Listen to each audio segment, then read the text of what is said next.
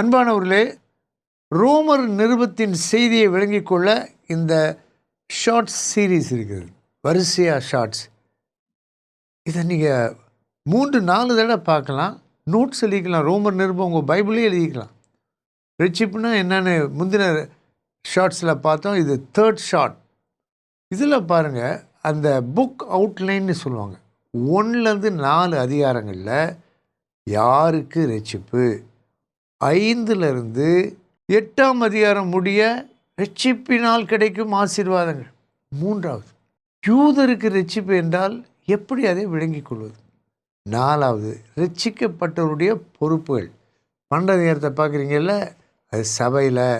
13 பார்க்குறீங்களா, அது சமுதாயத்தில், அரசாங்கத்தினுடைய சட்டத்திட்டங்களுக்குள்ள. 14 ஐக்கியத்தில், 15 ஊழியத்தில், 16 விசுவாச நண்பர்களை பற்றி பவுல் எழுதுகிறார். இந்த புக் அவுட்லைன் நல்லா மனசுக்குள்ளே கொண்டுடலாம்.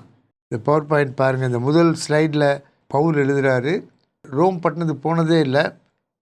அப்போஸ்தலனாகிய பவுல் எழுதின 13 நிருபங்களில் ரோமர் 6வது புத்தகம்.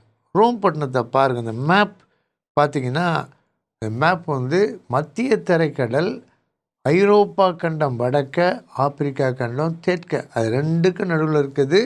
மத்திய தரைக்கடல் த கிரேட் சி அல்லது மெடிட்ரேனியன் சி என்று அழைக்கப்படுகிறது. அங்கு இத்தாலி, அதில் உள்ள பட்டணம் தான் ரோம் பட்டணம்.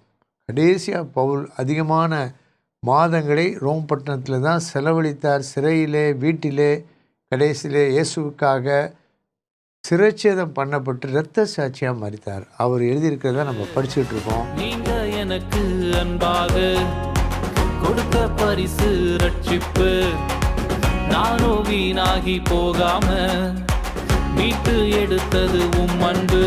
உங்களை எப்படி பாடுவேன், உங்களை எப்படி துதிப்பேன்.